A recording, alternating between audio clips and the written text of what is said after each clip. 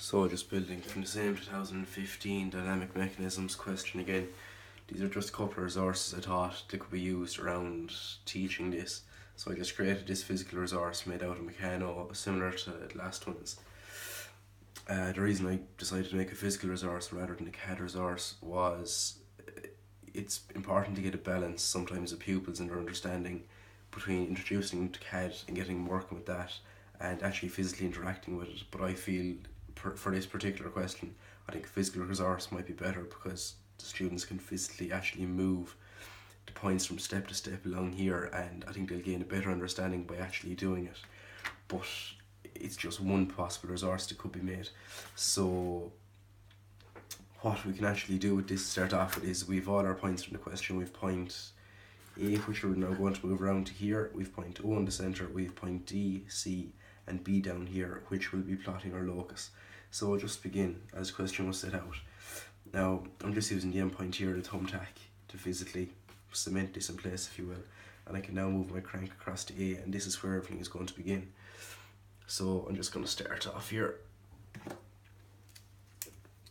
and just with a pen where B sits, I'm just going to mark the point below it.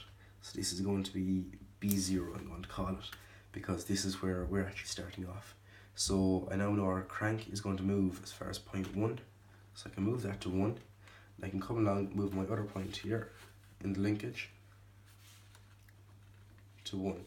So they're both at 1 now, and just below B I can mark the point B1.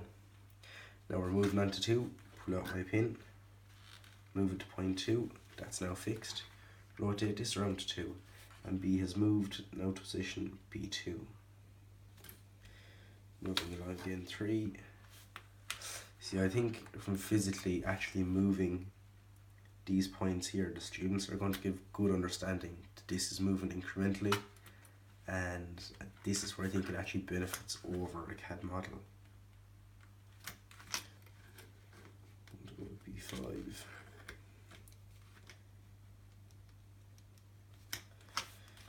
And finally B6. I'm just going to pull this out and swing this way just to show the locus that's left.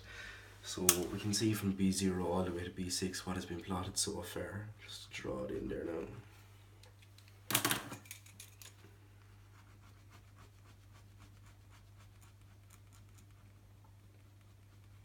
I think this is a good representation for pupils because they can physically see when one moves and the other moves exactly how and where all of the links will be as they work along. Now for this question, I think there's another very good resource.